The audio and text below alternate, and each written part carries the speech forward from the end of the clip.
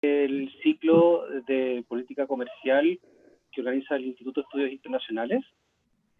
Hoy tenemos el gusto de estar acompañados por dos grandes expositores, a quienes me va a tocar el honor de moderar en esta sesión.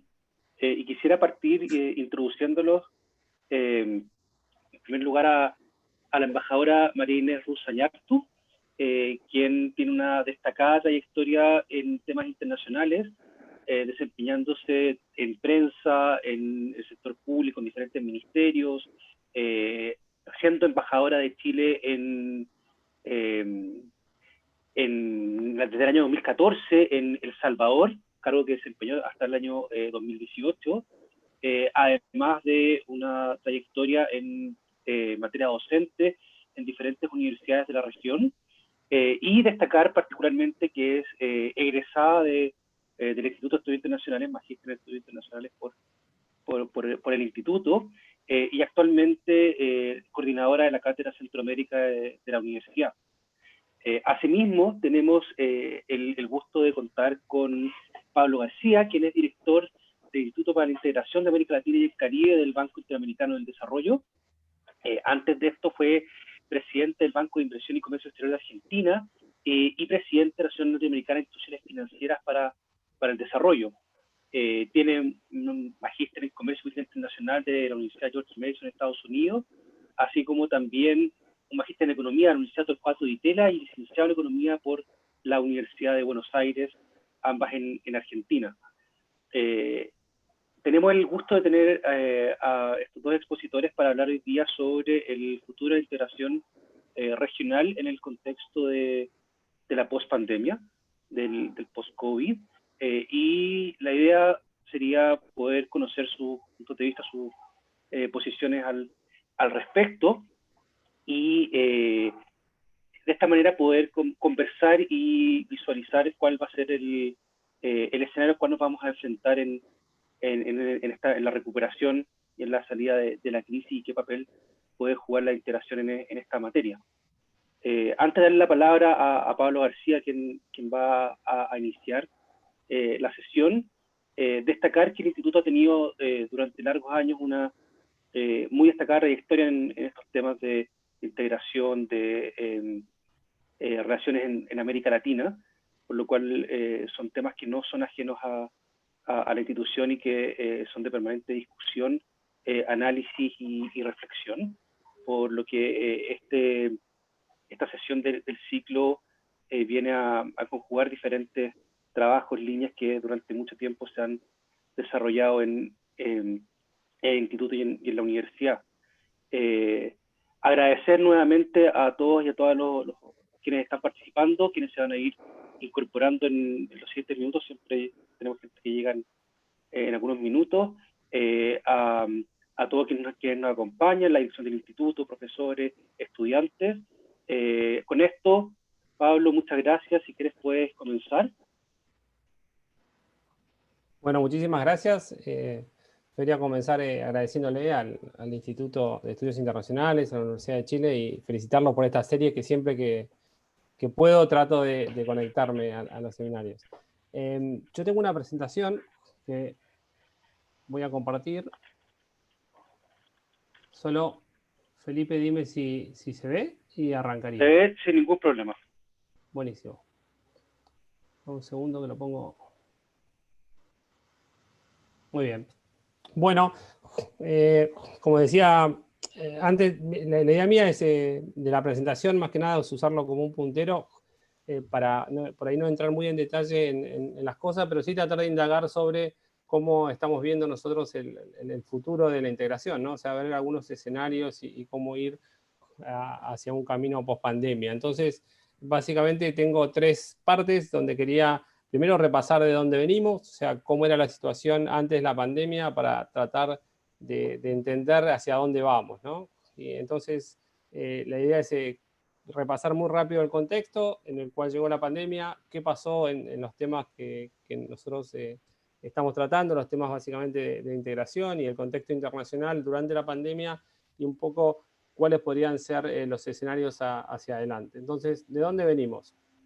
venimos de una situación donde que claramente el contexto no era el mejor en los términos de integración, o sea, el contexto internacional se estaba dando en una situación donde que estaba marcado en buena medida por la guerra comercial entre China y Estados Unidos, todo el tema de la imposición de aranceles, retaliation, etcétera, o sea que había toda una situación compleja en materia comercial. En la Unión Europea tampoco pasaba por su mejor momento, acababa de pasar por el Brexit y había cierto renacimiento de algunas ideas separatistas. ¿Se acuerdan del tema de Cataluña? Después el tema del crecimiento de los nacionalismos en Francia, etcétera. O sea que no era el mejor de los momentos en ese aspecto. En el aspecto multilateral tampoco, o sea, la OMC venía de un parate importante, el órgano de solución de controversia de la OMC estaba prácticamente inactivo, o sea que las normas, las reglas a nivel multilateral tampoco estaban mostrando el mayor dinamismo antes de la pandemia. Y luego viene el tema del comercio global, ¿no? Cuando uno ve el comercio global, nosotros, de alguna manera, si quieren, hasta el año 2008, lo que veíamos era un fuerte crecimiento del comercio internacional, que tenía su correlato en el crecimiento de la inversión extranjera directa y que dio lugar al gran crecimiento de las cadenas globales de valor, ¿no? Y me detengo un minuto en esto porque es un punto que quiero hacer sobre todo al final. Pero si uno ve lo que pasó con lo que venía pasando con el comercio internacional, venía creciendo a tasas muy altas, y se aceleró fuertemente durante la crisis del 2008, que son los datos que tienen a la izquierda, o sea, de las caídas más fuertes que se habían visto a nivel agregado, hasta los de ahora en la pandemia, y después hubo una recuperación, pero mucho más lenta, ¿sí? O sea que el crecimiento del comercio internacional nunca retomó la velocidad que venía teniendo pre-crisis del 2008. O sea que de alguna manera, y eso también se vio en términos de inversión extranjera directa. Entonces, de alguna manera el comercio internacional venía pasando un proceso de fuerte desaceleración que alguna gente empezó a hablar de esto como la slow globalization, ¿no? Como que el proceso de globalización había llegado a cierto punto de agotamiento y ya no seguía creciendo tan rápido como iba y empezó a verse esta idea de una nueva regionalización de las cadenas globales de valor. Siendo América Latina, ¿qué pasaba en términos de integración? Y la verdad que no mucho, ¿no? En los años previos a la pandemia no habíamos visto ningún cambio sustancial dentro de los procesos de integración de la región. Tal vez lo más relevante fue la culminación de las negociaciones del acuerdo Mercosur-Unión Europea, después de 20 años de negociaciones, pero como estamos viendo al día de hoy, eso todavía no se firmó el acuerdo y hay muchas controversias sobre si eso va a seguir o no va a seguir.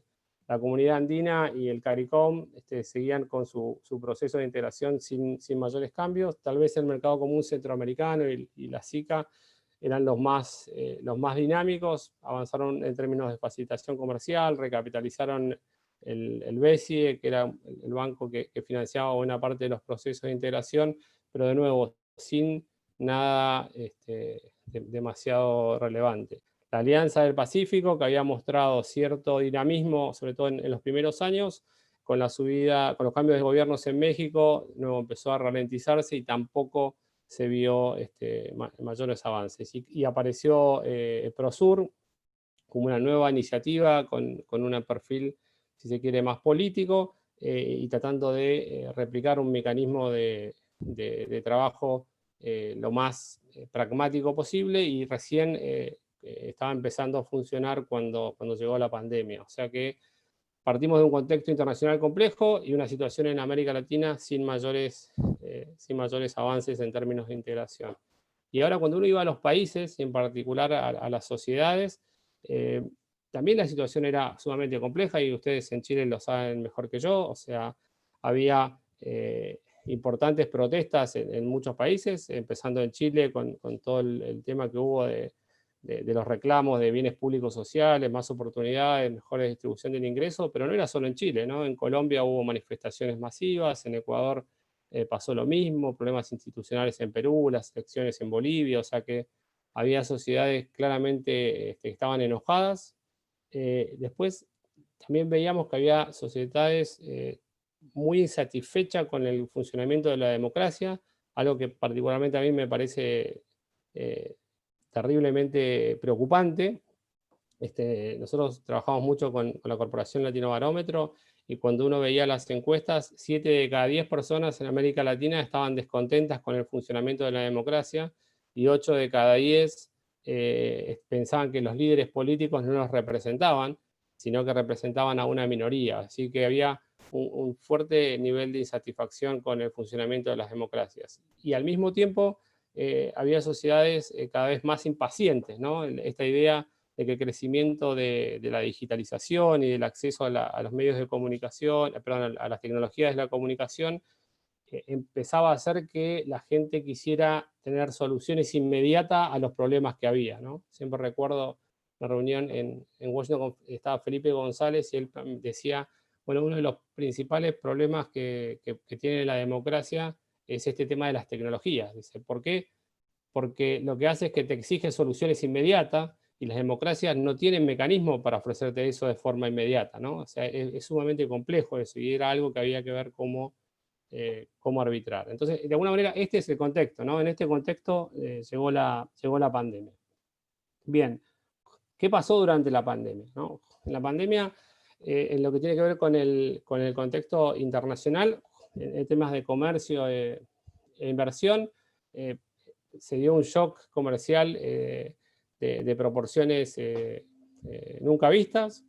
Todavía no sabemos cómo va a terminar eso, pero todos estamos viendo que va a haber un impacto fortísimo en lo que va del año. Por suerte, las últimas estimaciones de la OMC creo que corrigieron un poco la caída, y nosotros estamos monitoreando día a día qué está pasando en América Latina, y si bien el escenario es de una caída muy, muy fuerte, pareciera ser algo más suave de lo que veíamos, pero claramente va a haber un shock enorme, ¿no? Un shock enorme. Si ven, la diferencia entre la línea verde y la línea roja es lo que les decía antes, del crecimiento pre-crisis de 2008 y cómo siguió luego del 2008, y lo que estamos viendo ahora es una caída muy, muy fuerte en el comercio, y la gran pregunta es si volveremos a la tendencia del 2000, post-2008, digamos, a la línea roja, o si definitivamente vamos a tener un proceso en el cual el comercio se va a desacelerar aún más, y lo que hay a la derecha es un poco los primeros números que hay de inversión, que también se desplomaron mucho, y hay que ver qué pasa con eso, si eso se vuelve a revitalizar o no. Yo creo que eso tiene mucho que ver con esto que quiero hablar al final, de la relocalización de las cadenas globales de valor y la posibilidad de atraer inversiones en términos de nearshoring para la región, que creo que puede ser un driver para empujar estos procesos de integración. Bien, el segundo tema es esto de la digitalización. La digitalización claramente se aceleró muchísimo, y creo que eso va a impactar no solo en el funcionamiento del día a día de los países, pero sino tiene un impacto muy fuerte en términos de comercio internacional. Nosotros hicimos una encuesta a más de 500 empresas exportadoras de América Latina hace 2 meses.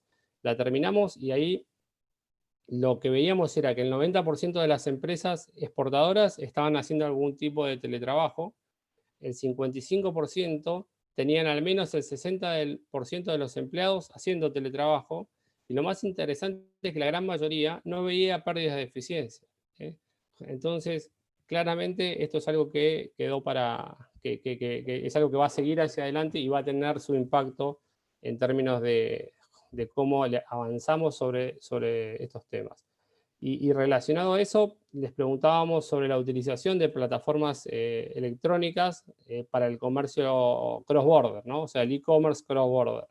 Y ahí lo que veíamos era que 5 de cada 10 empresas, o sea, el 50% estaba utilizando plataformas de e-commerce, y el 74% lo empezaba a usar luego de la pandemia. Es decir, que esto del e-commerce cross-border, que era algo que pensábamos que iba a pasar más adelante, llegó para quedarse, ¿no? Entonces eso es toda una agenda que me voy a tener un poco después, pero creo que es muy importante tenerlo en cuenta. Y el último punto que sinceramente a mí me desvela es el tema del descontento social. es qué va a pasar el día después, ¿no? O sea, hay un consenso enorme que la pandemia va a tener un impacto muy, muy fuerte en términos de distribución del ingreso, en términos de empleo, en términos de pobreza. Es decir, que todas estas sociedades que tenían un descontento muy, muy grande sobre el funcionamiento de sus países, pero también sobre el funcionamiento de las democracias, la situación que vamos a tener post pandemia que va a ser peor todavía, ¿no? Entonces, ¿cómo canalizar ese descontento social? Creo que va a ser un gran desafío y es algo que en buena medida con el hecho, con todo este tema de las cuarentenas y demás, todavía no se reveló, digamos, cómo va a ser el descontento social ex post. Bien, yendo a la integración, ¿qué pasó durante la pandemia? Yo creo que es muy interesante cuando uno ve qué pasó en el mundo durante la pandemia y pasaron un montón de cosas, y cosas súper relevantes. El proceso de integración en el mundo no se paró con la pandemia. Durante la pandemia, por ejemplo, se aprobó el plan de recuperación de la Unión Europea, un plan sumamente ambicioso, donde se hizo un mecanismo que ellos llamaron de recuperación y resiliencia por 750.000 millones de dólares, que se canalizan a través de aportes no reembolsables y de grant. Creo que y además se aprobó el presupuesto comunitario durante la pandemia, y además, por primera vez la Unión Europea estuvo de acuerdo en tomar deuda como Unión Europea, ¿sí? No como cada uno de los países individuales. Creo que es un paso fundamental que se venía se venía tratando de empujar desde hace mucho tiempo, y de alguna manera la pandemia generó el push político para generar ese consenso para avanzar en esto. Con lo cual creo que eso fue algo sumamente relevante, sobre todo después del Brexit. Segundo tema importante creo es el TMEC, ¿no? O sea, durante la plena pandemia, el 1 de julio, se acordó el TMEC, que es una actualización y una expansión del NAFTA, donde hay nuevas disciplinas en muchos temas controversiales, laborales, ambientales, energéticos, y además se acordó todo un mecanismo de revisión del acuerdo cada 6 años. Y de nuevo, se firmó en el medio de la pandemia. También durante la pandemia, la Unión Europea y China firmaron el acuerdo sobre indicaciones geográficas agroalimentarias para proteger más de 100 indicaciones geográficas, tema también muy complejo que se logró cerrar durante la pandemia. Un tema que a mí que creo que es sumamente importante es el tema del DEPA, que firmaron Chile, Singapur y Nueva Zelanda, para poder impulsar este tema de comercio digital y empezar a generar disciplinas sobre el futuro, ¿no? Sobre el flujo de datos, sobre temas de no discriminación digital, imposición de localizaciones de servidores, etcétera. O sea, creo que es un tema sumamente relevante, y para mí fue muy simbólico el hecho de que se haya firmado durante la pandemia, que se haya firmado de forma virtual, que lo hayan anunciado de forma virtual. Creo que es muy relevante de cómo la pandemia no ha parado el proceso. Y luego está el Regional Comprehensive Economic Partnership, también mega acuerdo entre ASEAN, Australia, Nueva Zelanda, China, Japón, Corea, que está planteado firmar su convenio constitutivo en el mes de noviembre.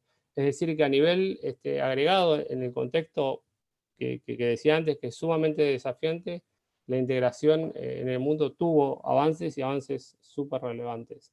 Ahora bien, ¿qué pasó en la región? Y pasó muy poco, ¿sí? En América Latina, la verdad que la respuesta que tuvimos desde la región a la pandemia, como a través de los procesos de integración, ha sido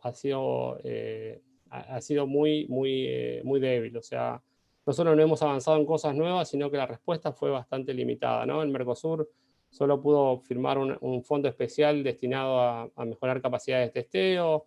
El SICA tal vez fue el que hizo lo más agresivo, que reaccionó rápido y armó un fondo de 1.900 millones para atender la pandemia, que tenía cuestiones de atención directa a los problemas de la pandemia, y también de tratar de generar mecanismos para sostener las cuentas fiscales de los países. Y después no hubo mucho más, ¿no? El CARICOM, algo de coordinación conjunta. Ahora en Prosur se está trabajando fuerte en el tema de apertura de fronteras, pero no hemos logrado tener una reacción fuerte y agregada a través de la pandemia, ¿no? Entonces, así llegamos al día de hoy, ¿no? O sea, con un contexto, llegamos hasta la pandemia con un contexto, como el que decía antes, sumamente desafiante.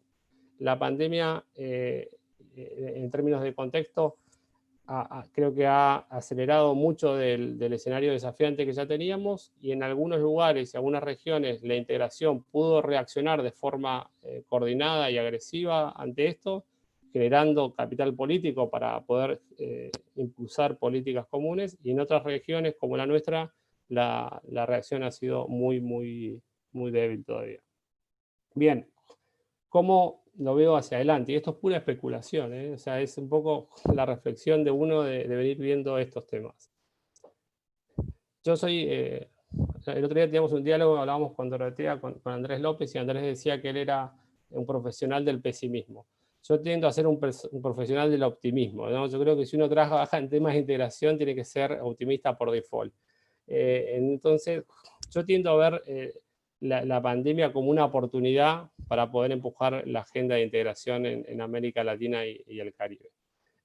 Creo que es una oportunidad política, o sea, creo que si no logramos generar consensos políticos después de un shock como el que estamos teniendo y con las consecuencias que nos va a dejar la pandemia, no se me ocurre cuándo, ¿sí? Entonces, y lo empezamos a ver en algunos de los procesos de integración, ¿no? O sea, agendas que nosotros veníamos empujando durante mucho tiempo en gestión coordinada de frontera o en temas aduaneros en Centroamérica, que eran muy difíciles de empujar. La pandemia dijo, bueno, ya está, ¿sí? O sea, la situación es tan compleja que tenemos que avanzar en esto porque hace falta, y logramos generar cierto capital político para avanzar en algunas cosas. Entonces, yo creo que si lo trabajamos bien, de una forma pragmática y bien estructurada, deberíamos poder generar consensos políticos para avanzar, al menos en ciertas cosas, ¿no? Entonces, en ese sentido, yo le veo una oportunidad. Segunda cuestión donde veo que hay una oportunidad para la región en empujar la agenda de integración es porque deberíamos tratar de aprovechar las oportunidades que creo que nos va a dar la reestructuración de las cadenas globales de valor y esta idea del nearshoring, ¿no?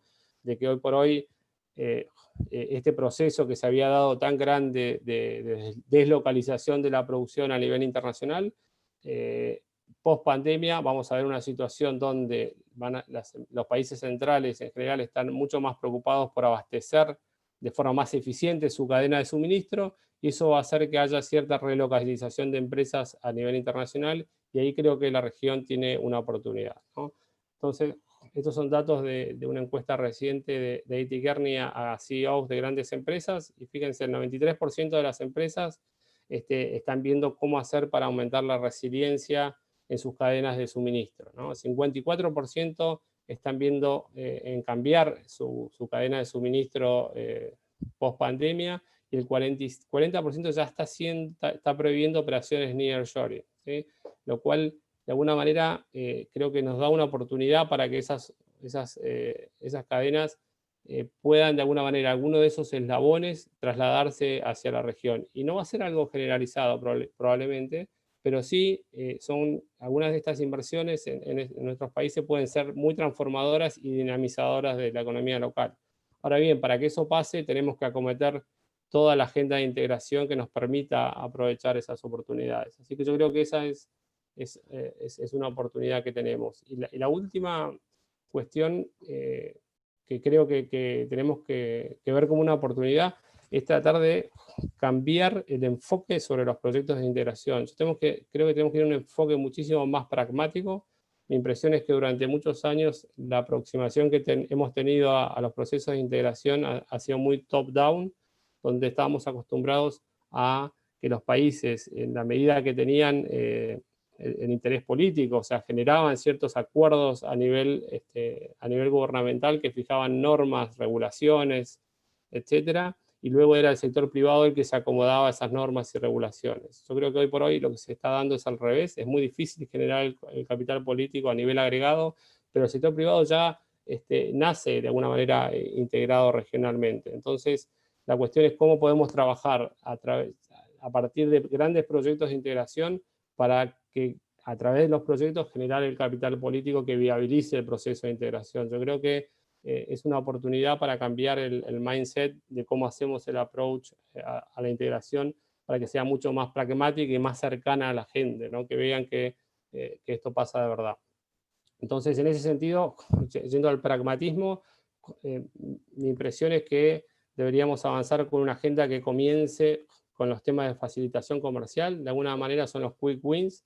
Eso toca pocos, como decimos acá, pocos callos. O sea, todo el mundo está de acuerdo que es mejor que las cosas sean más fáciles, o sea, que la agenda de facilitación comercial funcione, las ventanillas únicas de comercio, operadores económicos autorizados, etcétera. Toda esa agenda de reconocimiento mutuo entre los países de la región en términos de facilitación comercial, creo que es una agenda relativamente, no digo que sea sencilla, pero es más factible y tiene resultados concretos a corto plazo. Segundo tema, que es clave también para poder acometer la oportunidad del nearshoring, es todo lo que tiene que ver con la convergencia, ¿no? Y de nuevo, esto es un paso adicional en complejidad, es más compleja que la agenda de facilitación, pero creo que es una agenda que podemos avanzar. Si uno se fija en la región, con los 33 acuerdos que hay entre los países, en este caso está hecho para los 26 países miembros del banco, que es casi toda América Latina, uno lo que tiene son 47 grupos de reglas de origen, ¿no? Lo cual hace que sea terriblemente complejo administrar para esa disparidad de reglas de origen. Nosotros hicimos varios estudios sobre esto y estimamos que los costos de cumplimiento de esas reglas de origen van entre el 2 y el 15% del equivalente de valores. O sea que acá hay muchísimo para ganar en algo que debería ser un low hanging fruit, ¿sí? Porque no es que tenemos que negociar grandes acuerdos de libre comercio entre los países, sino que tenemos que armonizar acuerdos que hoy ya tenemos vigentes. Y esto es clave para que las cadenas de valor puedan efectivamente funcionar a nivel regional y aprovechar esa oportunidad que decía antes del nearshoring.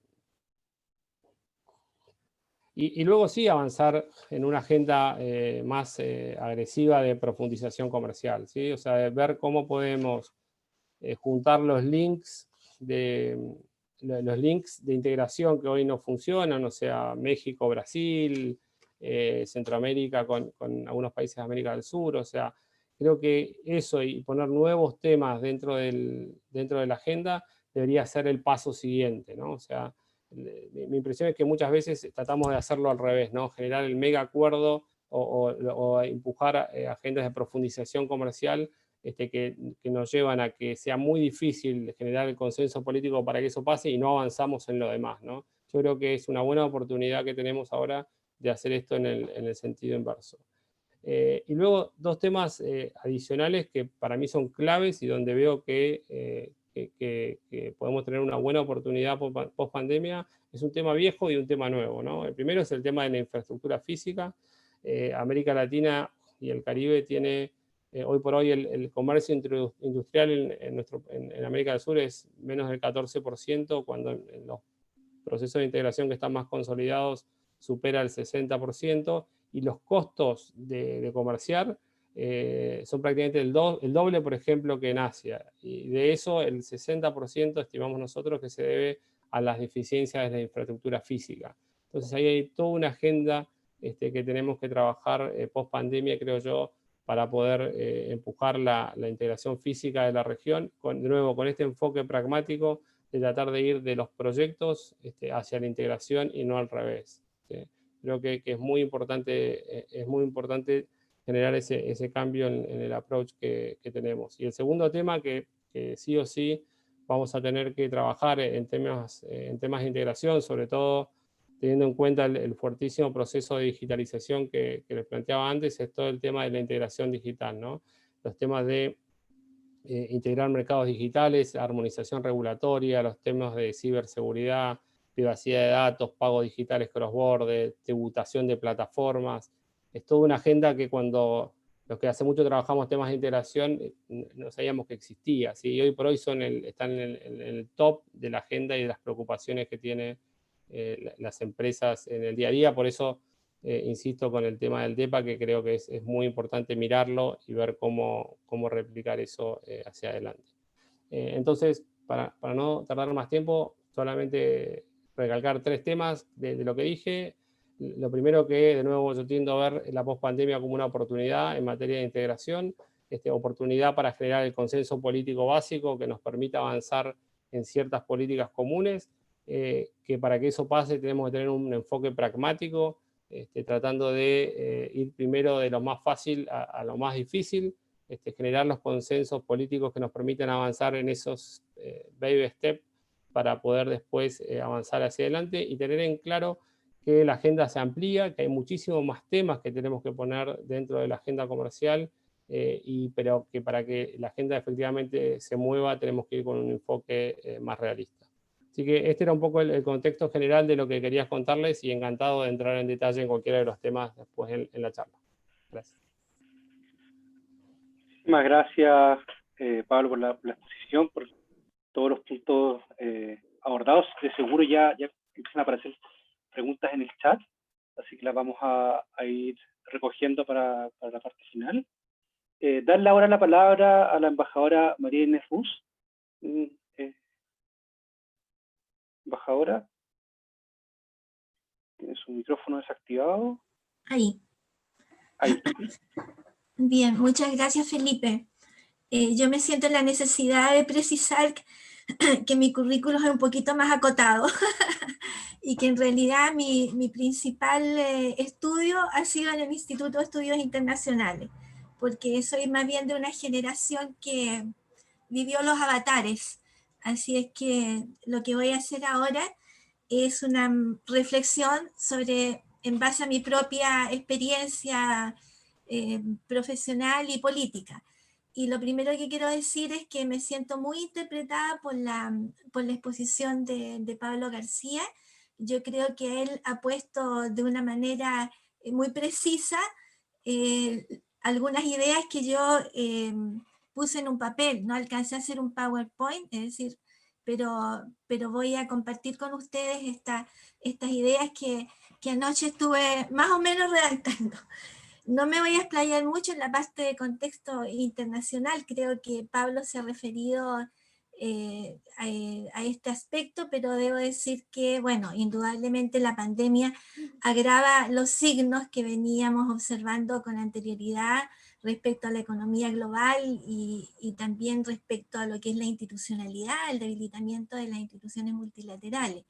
Y un cambio de reglas del juego que también, como ha mencionado Pablo, parece fundamentalmente estar dado por las tensiones entre Estados Unidos y China, pero también porque estamos viviendo dentro de una etapa de transición y de desplazamiento del eje del comercio mundial desde el Atlántico hacia el Pacífico y hacia el Índico, que se evidencia como un área de mayor dinamismo económico.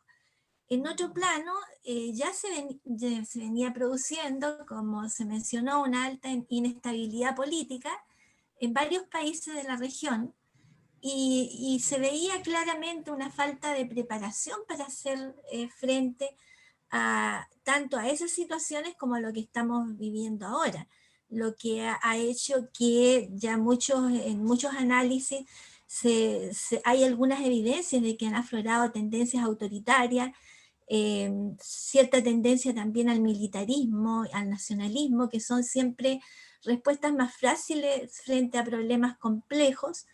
Se observan restricción de los derechos de las personas, y para qué decir un tema que ya amerita un espacio aparte, cierto retroceso también en los derechos que hemos alcanzado las mujeres, sobre todo en esta etapa ahora de pandemia. Y tras la pandemia en América Latina se ponen también entonces en evidencia los problemas estructurales derivados del desarrollo bajo un tipo de liberalismo extremo, donde yo creo que ya también hay bastantes evidencias de que no resultó como una alternativa de desarrollo democrático e inclusivo. Y yo concuerdo con Pablo en que esta es una oportunidad política importante para replantearnos algunos temas, y pienso que algunos de los temas, y uno de los temas que tenemos y que estamos replanteándonos, es el tema de una forma de desarrollo que deje atrás los extremos del liberalismo en el que hemos estado en estos últimos años. Estos rasgos se han manifestado fundamentalmente en la debilidad de las políticas públicas para garantizar el acceso al trabajo digno, a la educación, a la salud y bueno, la desigualdad social, la pobreza. Estamos frente a una crisis de gobernanza regional, además, porque luego de sucesivas olas de intentos de integración, estamos, como ya se ha mencionado, en un punto bastante bajo y más bien en una cierta tendencia ideológica a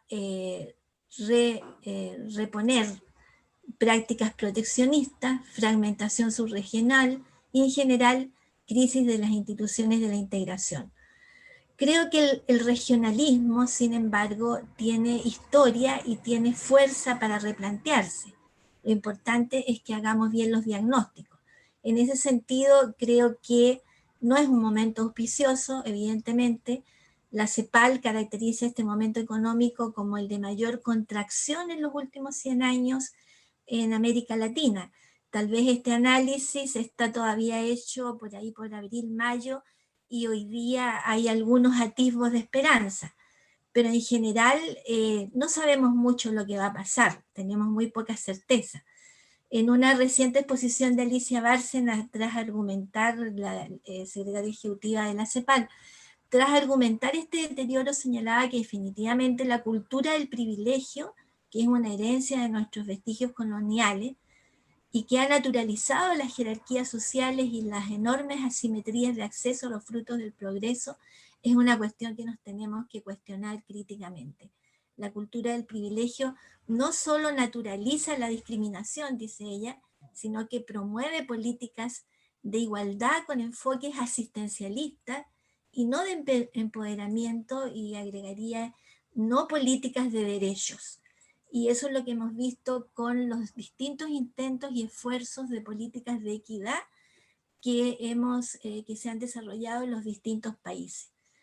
Entonces, tras la pandemia, nuestros países han quedado un poco suspendidos en el tiempo y las incertidumbres sobre el futuro se intensifican, al mismo ritmo que nos informamos que las pandemias llegaron para quedarse y que las vulnerabilidades se incrementarán, que el COVID-19 no es el único ni el primero de los virus que buscan espacio a nivel planetario, aunque tal vez el más agresivo que estamos conociendo por lo menos en estas últimas décadas.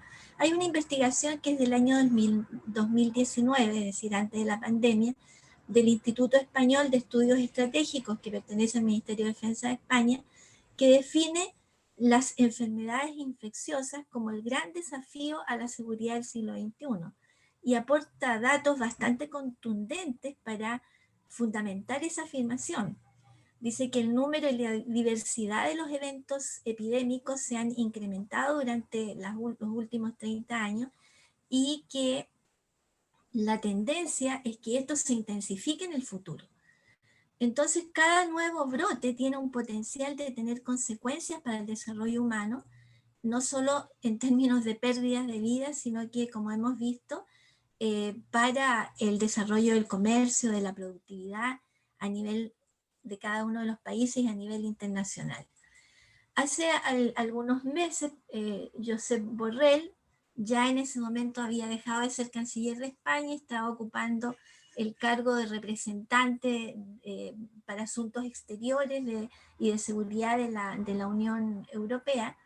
Se refería a la pospandemia de la siguiente forma, decía la pregunta de si esta es reversible, él argumenta que, perdón, si es que a la pregunta de si esta era previsible, él argumenta que sí lo era, pero punto seguido dice, bueno, no nos tenemos que detener en eso, más bien tenemos que ver qué es lo que viene y cómo hacemos justamente frente a las consecuencias, pero advierte que una vez superado el estupor que nos invade, debemos evaluar las consecuencias de este suceso, evitando caer en dos trampas.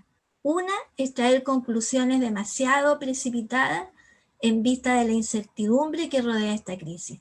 Y 2, dejarnos llevar por la estupefacción, concluyendo con excesiva ligereza que todo va a cambiar.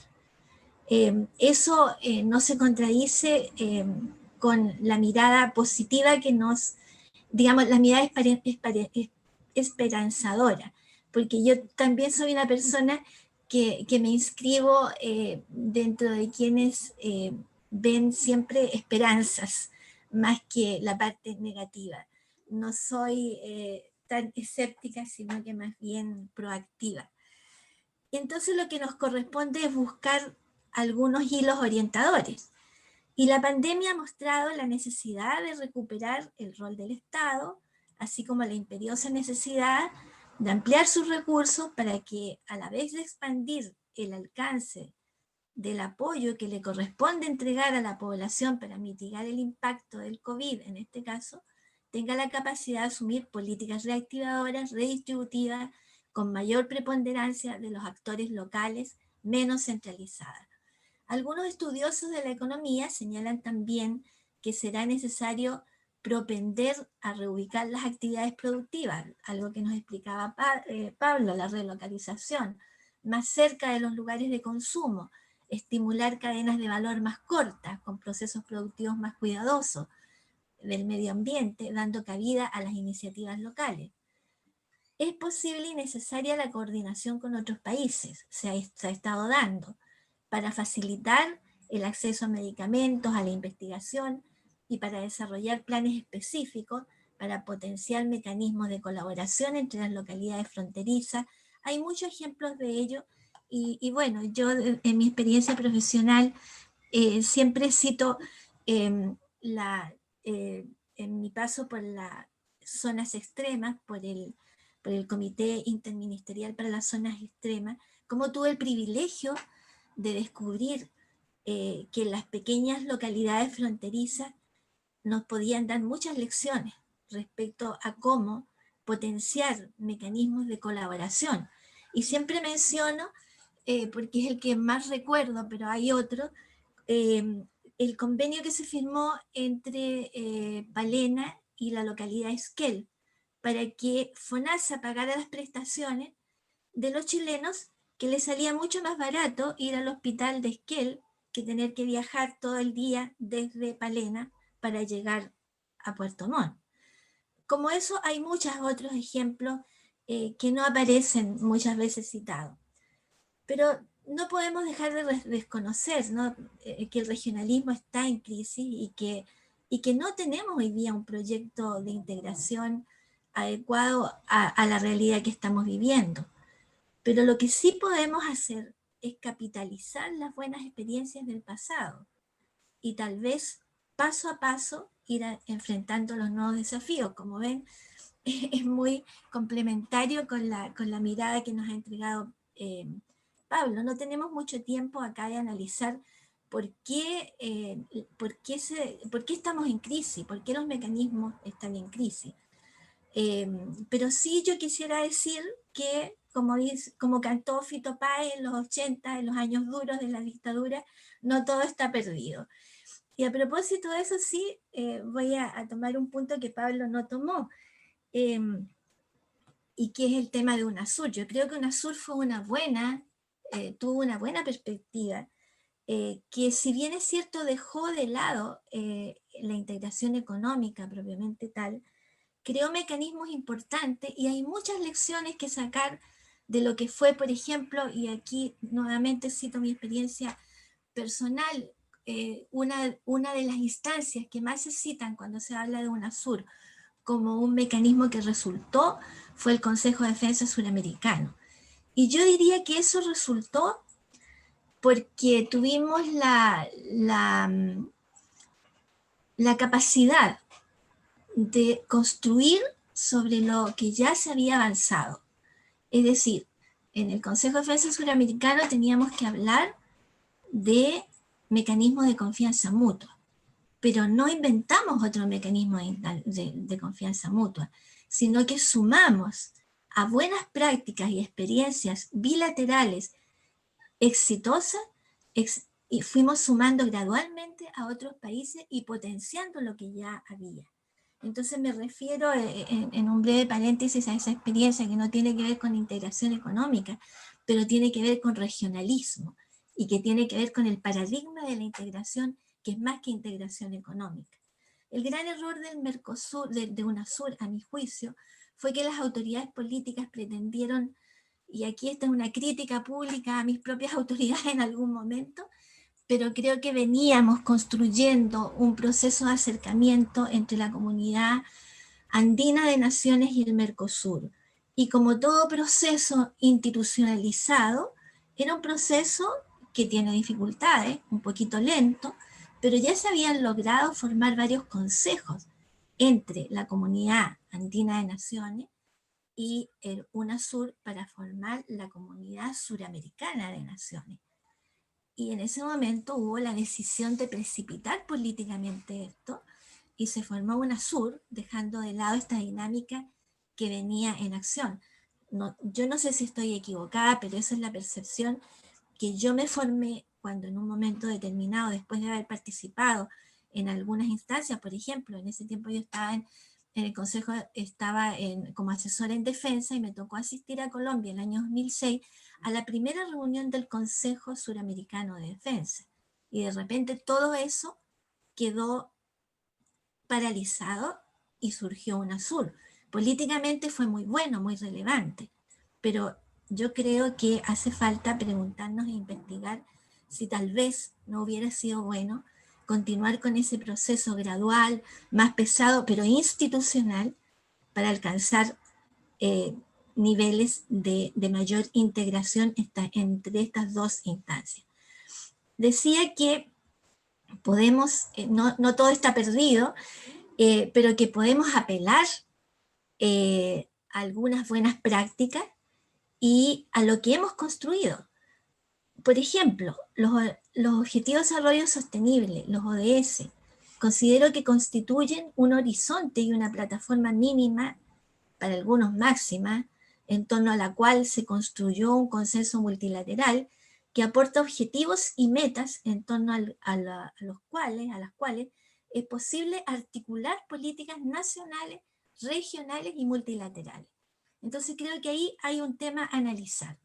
Después, bueno, Pablo mencionó el comercio electrónico, yo también tenía interés porque asistí a la conferencia que dentro de este mismo seminario se dio sobre el DEPA, y realmente de lo que saqué el limpio de esa conferencia es que aquí hay un hilo muy importante que nos va a permitir, la conclusión que yo saco, como digo, mi expertise no es económica, pero yo creo que un gran déficit de la política de acuerdos comerciales es que no hemos transformado estas buenas herramientas y tratados internacionales en herramientas que sirvan para promover la asociatividad entre los pequeños y medianos empresarios, para insertarlos en las redes de comercio internacional, para hacerlos dialogar con otros pequeños empresarios de otras regiones, para facilitarles el aprovechamiento de las partidas arancelarias que tienen de grabación. Por ejemplo, digo,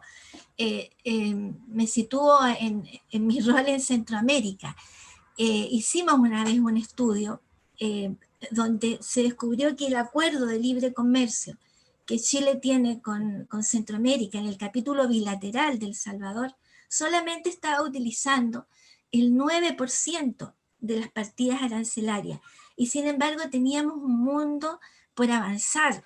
El Salvador tenía acuerdo con Taiwán de libre comercio, nosotros no teníamos, nosotros exportábamos a Taiwán con 30% de aranceles y ellos con 0.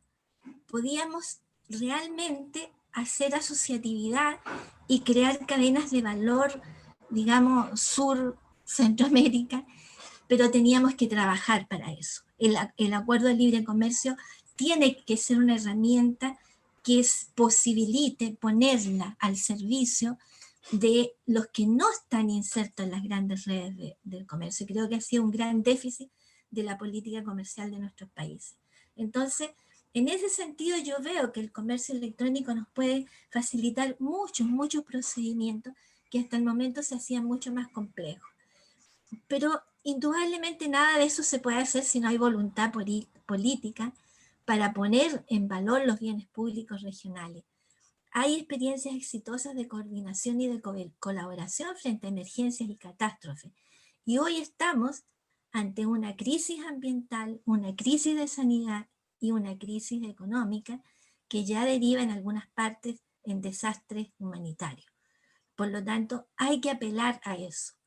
El rol del Estado, ya hablábamos, es necesario fortalecer el Estado, pero necesitamos fortalecer el Estado democrático, vinculado a los territorios, a los gobiernos locales, dar espacio y hacer parte de las soluciones a los nuevos actores en la política internacional, en las relaciones exteriores. Hay actores locales, territoriales, hay organizaciones profesionales, sociales. Eso significa democracia. La democracia no solo del Estado y de las instituciones. Necesitamos propender a una democracia de la ciudadanía, a una cultura democrática que requiere no entregar las responsabilidades al Estado, sino requiere una sociedad organizada que rompa la lógica de la solución individual. Se necesita educar para la democracia, una educación que promueva una ética de la responsabilidad, que promueva una cultura de paz. ¿Qué duda cabe si miramos hoy día la situación de nuestro país? A veces no nos atrevemos a denunciar la violencia, porque consideramos que este es fruto, justamente como lo es, del abandono en que han estado las comunidades en todos nuestros países.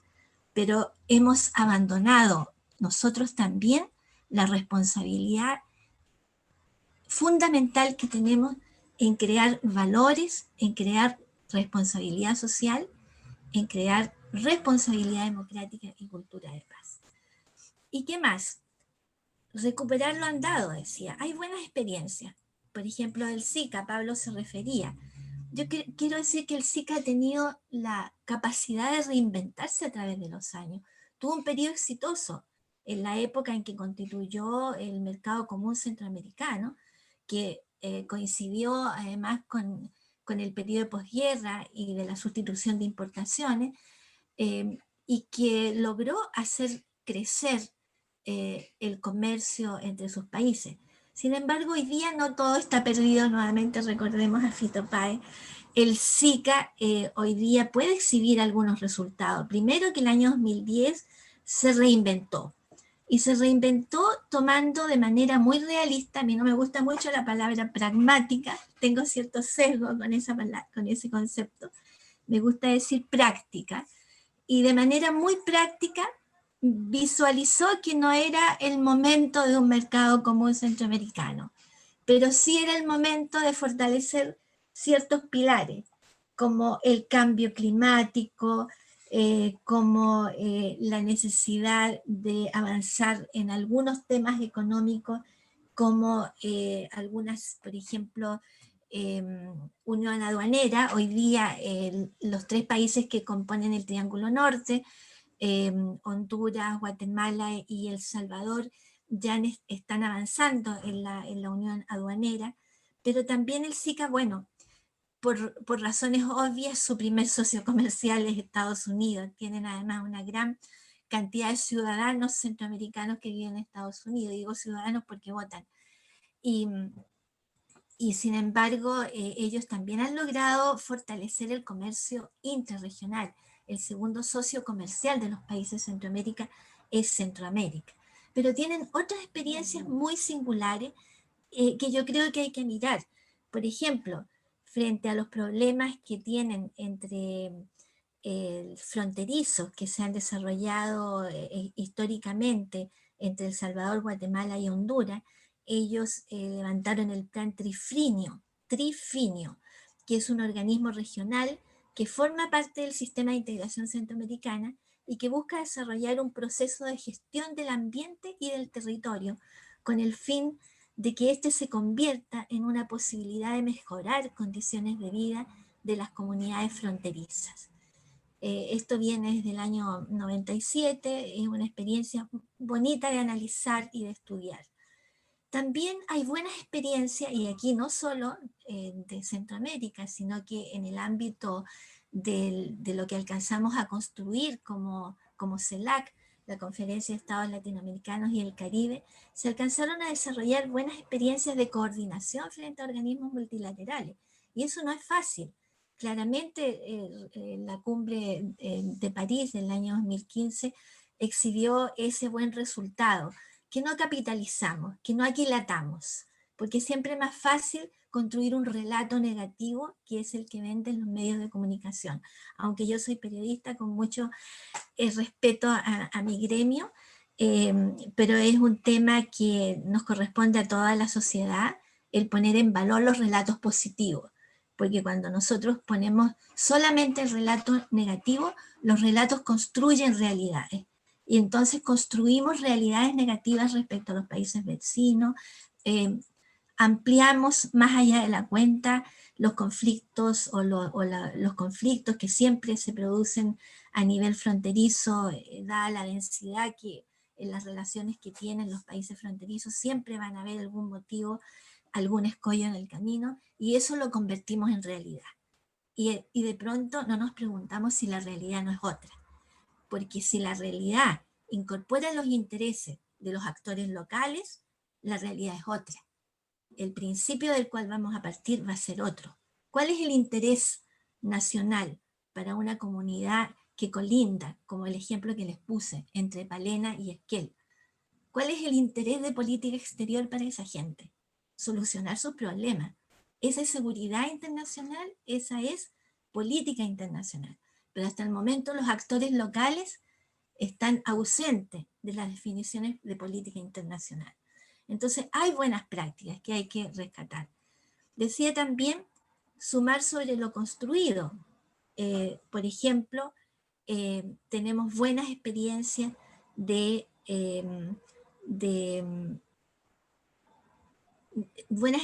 integración, donde a pesar de la diversidad multicultural, a pesar de la diversidad política, logramos construir consenso a partir justamente de esa diversidad.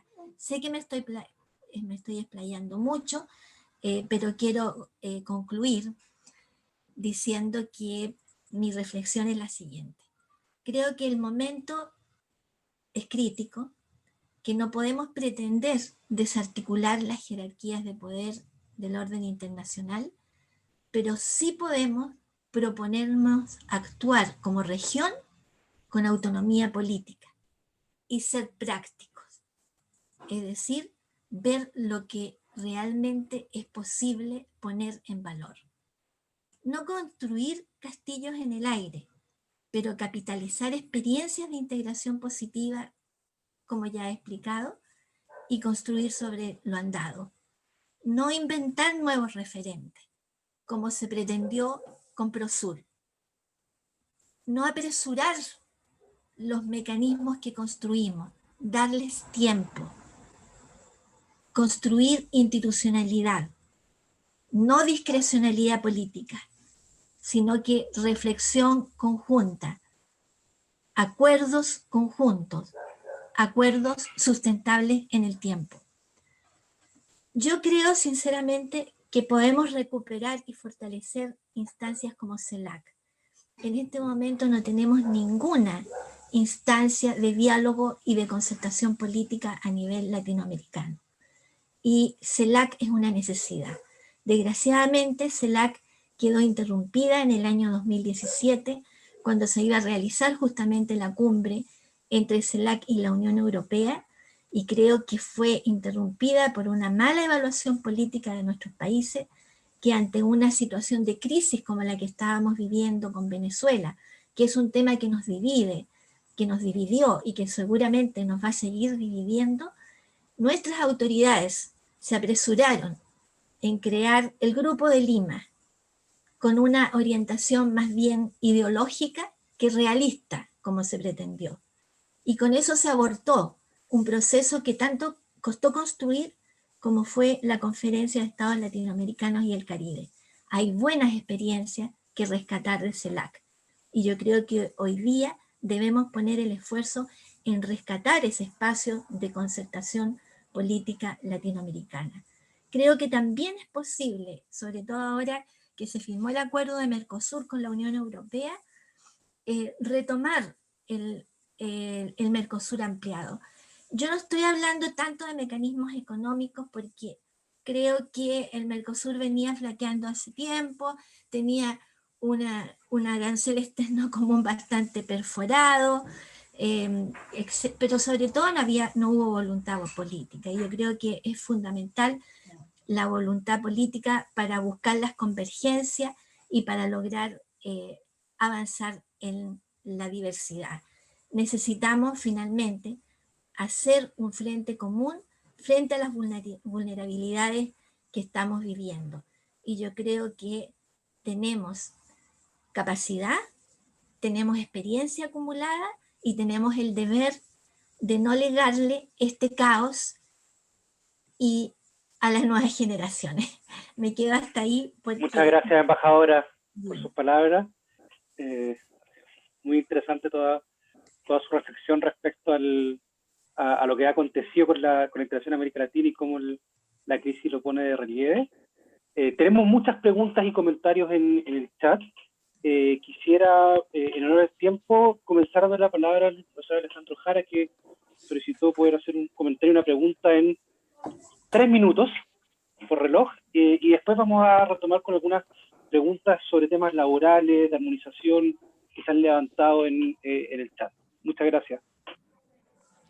Muchas gracias, Felipe, y muchas gracias por la oportunidad, y agradecerle mucho a Pablo García por su presentación. Me pareció muy interesante, un enfoque muy holístico. Algunos comentarios, voy a exagerar indudablemente en algunos de ellos. En primer lugar, él cita como algunos de los avances la suscripción del TEMEC entre los países. Yo no estaría seguro de caracterizarlo como un avance propiamente tal. En la región, dice él, que se avanzó poco. Sin embargo, a mí lo que me llama la atención es que pese a la crisis financiera 2008-2009 y pese a la crisis actual que vivimos, económica, como producto de la pandemia, no se han deshecho mucho de los procesos de integración económica, y eso me parece que hay que relevarlo también. Pablo también dice que hay una oportunidad política con lo que sucede. Hay un tema que a mí me preocupa, que es el tema de la crisis del sistema multilateral de comercio, de la OMC, la más profunda que ha tenido en los 70 y tantos años de historia del sistema, en lo cual indudablemente la OMC necesita una reforma, pero no he visto una concertación de los países de la región que, más allá de ciertas declaraciones políticas muy importantes, pero generales, no vaya construyendo una agenda para ir buscando esa reforma y diseñando un proceso en torno a ella. Creo que eso hace falta porque es vital para nuestros países tener un sistema de reglas. Enseguida, dice Pablo también que el nearshoring y las cadenas globales de valor, que aquí también hay una oportunidad. Mi pregunta es, ¿cómo va a ser ello posible? Aquí exagero. Creo que América Latina, solo México y Costa Rica, ha estado muy ausente de las cadenas globales de valor. Embraer es una excepción, hay otra empresa aquí en Chile, Cormecánica, otra excepción, pero en general no estamos insertos en ello. No veo qué ha cambiado en América Latina ahora que vaya a hacernos más atractivos para ese nearshoring ahora. Y vuelvo a tomar la presentación inicial de Pablo en el sentido de que vivimos una situación social y política bastante inestable, lo que no contribuye para ello. Y finalmente que nuestros propios procesos de integración están a veces detenidos, con un México retraído, Colombia a veces muy proteccionista en el contexto de la Alianza del Pacífico, un Mercosur que es una ficción y que hace un acuerdo con la Unión Europea que no sabemos si se va a aprobar por parte de Europa, pero también la cual veo a Argentina muy reticente a ello, y Brasil luego que rompe la lógica de negociar como bloque, como Mercosur, y hace o comienza a hacer un acuerdo con Estados Unidos, etc. Entonces hay una serie aquí de temas en que no veo que haya una unidad de propósitos en la región, más allá de ciertas cosas aisladas, que algunas la ha hecho Chile, etcétera, que indique que estamos mejorando el funcionamiento de un mercado regional para los efectos de hacernos más atractivos, justamente para aprovechar los procesos de cambio que se puedan dar en las cadenas globales de valor. Eso lo planteo sobre todo como una pregunta. Gracias. Muchas gracias, profesor Jara. Tenemos una segunda pregunta del profesor de la Facultad de Derecho, Jaime Gallego. Le damos la palabra y después volvemos con Pablo y con la embajadora para contestar. Hola, buenas tardes.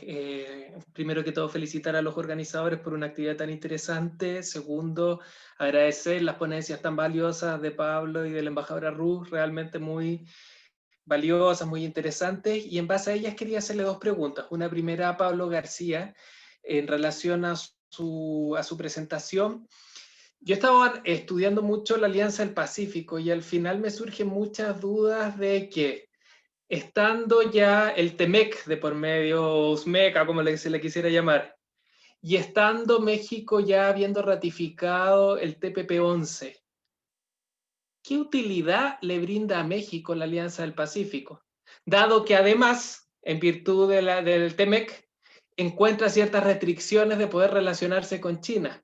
Ya accede con el TPP-11 a varios países asiáticos, ya tiene, entre comillas, solucionado, con matices, como planteaba Alejandro, no es lo ideal, pero bueno, tiene solucionado su contexto con Norteamérica, que es donde tiene toda su matriz productiva.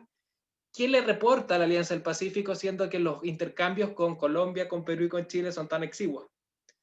Y por otro lado, a la embajadora Ruiz le quería preguntar, en base a su tan valiosa ponencia, si piensa que una figura como el FOSEM de Mercosur podría implementarse en la Alianza del Pacífico a efectos de generar una integración solidaria. Si bien la Alianza del Pacífico ahora el 2009 aprobó, por ejemplo, un fondo de cooperación, ese fondo es totalmente con aportes equivalentes de los países. ¿No cree que es hora de que se den pruebas expresas de subsidiariedad o un poco de solidaridad, como en cierta medida está en Mercosur? Muchas gracias.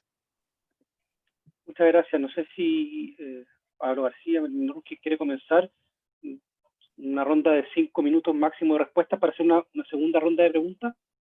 Pablo, muchas gracias. Bueno, sí, muchas gracias. Gracias por la pregunta, sobre todo provocadora de Alejandro. La verdad que para mí es un placer porque he leído mucho de Alejandro Jara y he aprendido un montón, así que me encanta, primera vez que logro intercambiar con él personalmente, a pesar, así virtualmente. Yo creo, Alejandro, que coincido en casi todo lo que dijiste.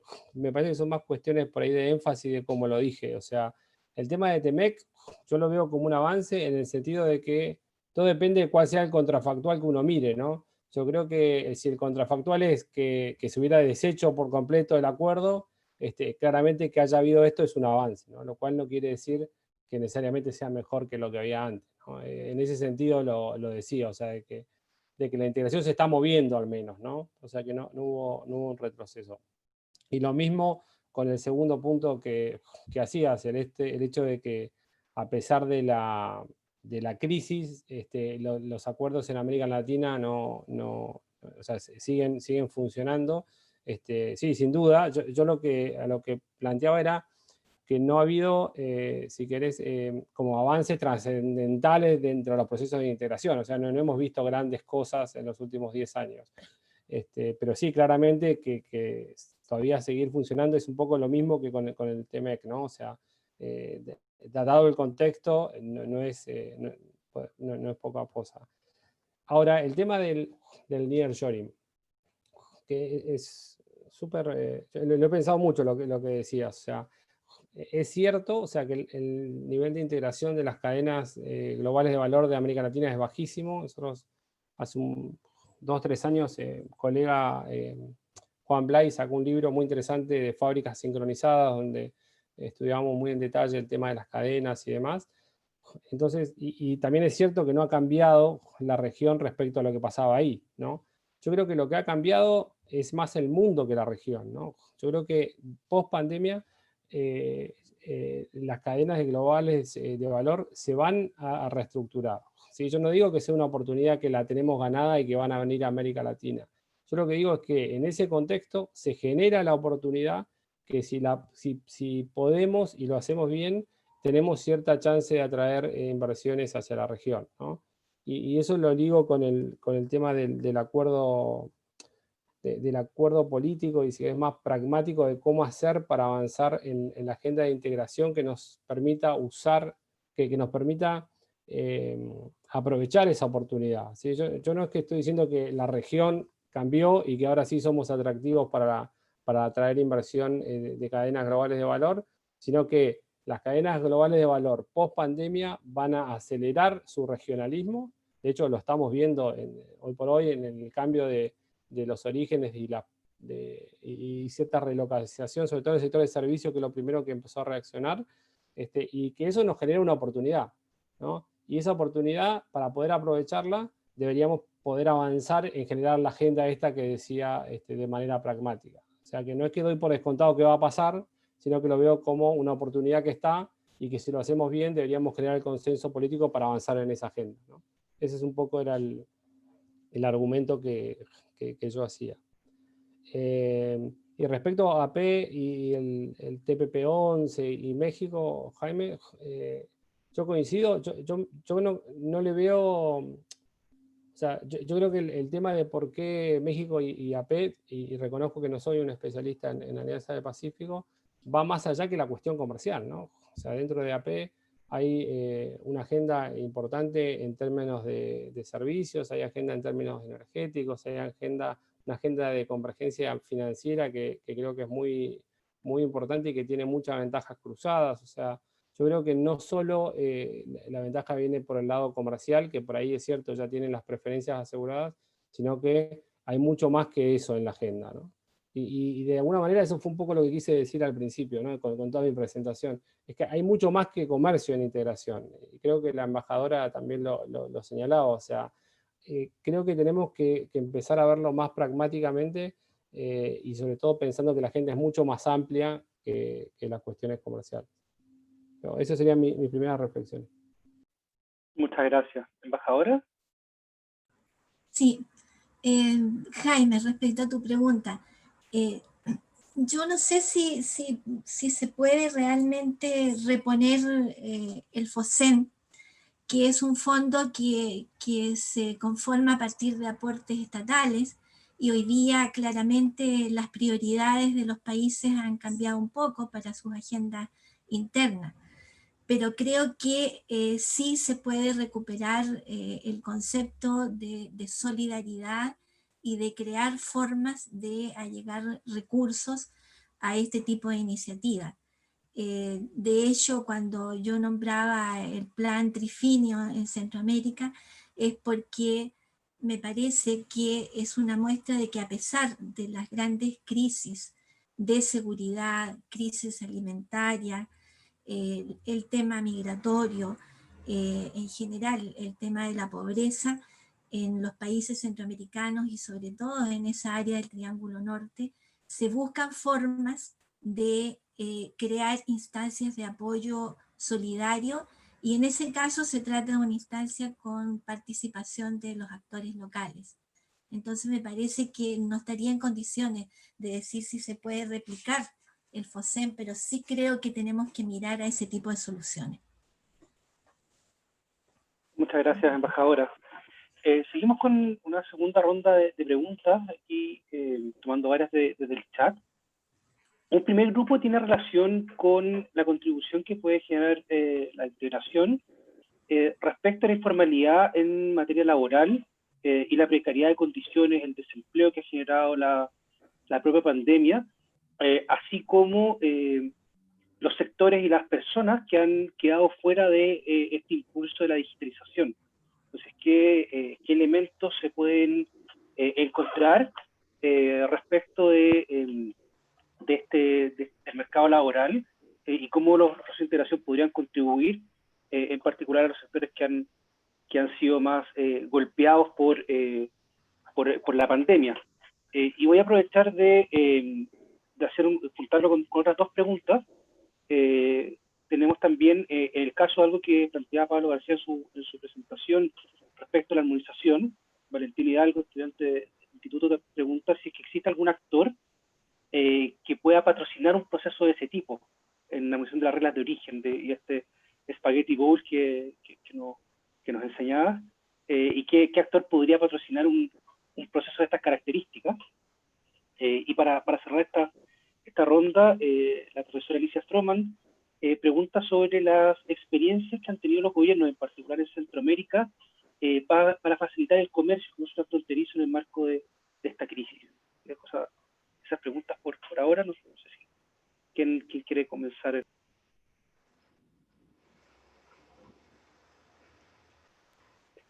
¿Pablo? Sí, si quiero, empiezo con algunas reflexiones generales. A ver, el tema del impacto de la crisis sobre el empleo, la informalidad, etcétera, creo que es enorme, ¿no? O sea, eso creo que no hay mucho para decir. Y sobre el tema de la digitalización también, nosotros hicimos un estudio reciente y claro, como partíamos de unas brechas muy grandes en términos de acceso a la capacidad de acceder a la conectividad, al tipo de digitalización, ¿cómo es? El literacy, digital literacy, ¿no? Como el conocimiento digital, etcétera. Hay tantas dispersiones. Este proceso de la pandemia que impulsó mucho la digitalización aumentó muchísimo las brechas, ¿no? Entonces eso es algo que creo que es algo que súper interesante que no planteé, pero que me viene a la mente con el comentario. A ver, ¿cómo podemos hacer post pandemia para avanzar en la recuperación y qué puede aportar la integración? Yo creo que hay ciertas regiones donde los procesos de integración, en particular los grandes proyectos de infraestructura regional, van a ser muy importantes. Yo creo que tienen una doble ventaja en ese sentido. Primero, que van a ser dinamizadores del empleo a cortísimo plazo, en la medida en que uno tiene que llevar a cabo las inversiones y se realizan las construcciones, y después te ayudan a mediano y largo plazo a generar los activos básicos para generar un crecimiento sostenido a largo plazo, ¿no? Nosotros estamos trabajando mucho en algo que la embajadora debe conocer bien, que es el tema del corredor pacífico de Centroamérica, y lo que estamos viendo ahí es que si uno logra revitalizar ese proyecto de integración, que es básicamente conectar todo Centroamérica desde México a Panamá, eso va a tener un impacto muy fuerte en términos de generación de empleo, de localización de empresas, y también en el momento de la construcción te generaría muy cortísimo plazo, si querés, un push keynesiano en el sentido de generación de empleo. Yo creo que ese tipo de cosas pueden tener un impacto muy fuerte. Y después, mi impresión es que vamos a tener, se va a acelerar mucho el proceso que ya se venía dando de generación de empleo dentro del sector de servicios, el cual post pandemia yo creo que va a ser de los pocos sectores, al menos en términos comerciales, que va a estar más dinámico que antes. Estamos viendo que la digitalización, el fuerte proceso de digitalización está haciendo que nuevas cosas sean comerciadas internacionalmente de forma virtual. El tema que ya se mencionó del e-commerce, que está muy presente. Hemos visto cambios en los canales de comercialización. Nosotros antes estábamos acostumbrados a que cuando hablábamos de servicios eran servicios en principio B2B, ¿no? O sea, eran empresas que le proveían un servicio a otra empresa, y lo que está pasando por la pandemia, con la pandemia, es que está empezando a ver esto del microsourcing, ¿no? De que hoy una persona que antes daba clases de inglés en un instituto, ahora da clases particulares a cualquier lugar del mundo, ¿no? Y eso te genera mejoras en términos de oportunidades de empleo. Y para eso es importante avanzar en todo lo que tiene que ver con regular o el proceso de integración asociado a eso, ¿no? O sea, típico temas relacionados con el comercio electrónico que tienen que ver con las normas, con la parte más normativa, con la parte de la logística y con la parte de los pagos internacionales, que es súper complejo. Entonces yo creo que ese tipo de cosas son importantes y van a ser importantes de acá hacia adelante. Un tema cortito, para no hacerlo muy largo, que creo que tiene mucho potencial, es el tema de integración financiera. Yo creo que en la post-pandemia, nosotros en América Latina tenemos países con mercados de capitales muy pequeños, salvo el caso de México, Brasil y un poco Chile. y es muy difícil generar instrumentos que permitan canalizar la enorme liquidez que hay en el mundo hacia América Latina para financiar la pospandemia. Entonces, estos mecanismos de coordinación y de integración de los mercados de capitales te podré generar la escala para poder hacer eso, ¿no? Y ahí también en Centroamérica hay algunos ejemplos y hay algo que se ha hecho en la comunidad andina. Yendo al tema de las reglas de origen, es un súper buen punto, y si no me acuerdo el nombre de la estudiante, creo que era Valentina, si estás pensando hacer tu tesis de eso, Valentina, encantado de trabajar contigo, porque generar el capital, o sea, cómo uno consigue un champion en el proceso de convergencia es súper importante, y es algo que es muy difícil de motorizar, ¿no? Porque en general es como que el champion político se genera en el momento que uno hace el acuerdo, ¿no? Ahora, ¿por qué dos gobiernos distintos se van a poner de acuerdo en hacer una cosa de convergencia que no tiene mucho rédito político, porque es un acuerdo más sencillo? Y en definitiva los que terminan ganando ahí siempre son los privados, y en particular las empresas más chicas, ¿no? Que tienen menos capacidad de lobby político para empujar eso. Entonces, yo creo que es súper interesante el economic policy de ese proceso, y yo creo que ahí el champion tiene que ser el sector privado, y ver cómo uno puede hacer que esa necesidad se revele, ¿no? O sea, que alguien lo pueda tomar. De alguna manera nosotros en el banco creemos que podemos jugar un rol como honest broker, ¿no? En el sentido de ser un tercer imparcial que ayuda a aglutinar eso. Pero claramente mi impresión es que ese honest broker, además de trabajar con los gobiernos, tiene que trabajar con el sector privado, que es el último beneficiario, pero creo que eso es un tema súper interesante para estudiar. Creo que contesté más o menos, ¿no? Sí, muy bien. ¿Embajadora? Sí, mira, respecto a este tema, yo concuerdo también que hay todo un espacio de trabajo respecto a la asociatividad público-privada. Desde el punto de vista de la política exterior, yo he sido muy crítica a que se haya comercializado la política exterior del país, pero creo que es muy importante que ProChile, que hasta el momento juega más bien un rol de promover las exportaciones, tenga también una mirada hacia promover esa asociatividad entre empresarios regionales, por ejemplo, de nuestros países. Porque ese es el sector privado que da mediano, el sector de la mediana y la pequeña empresa, que da empleo, que no está contemplado hasta el momento, no que no esté contemplado, sino que no ha podido usufructuar de la mejor manera de los acuerdos de libre comercio, y que necesita un impulso.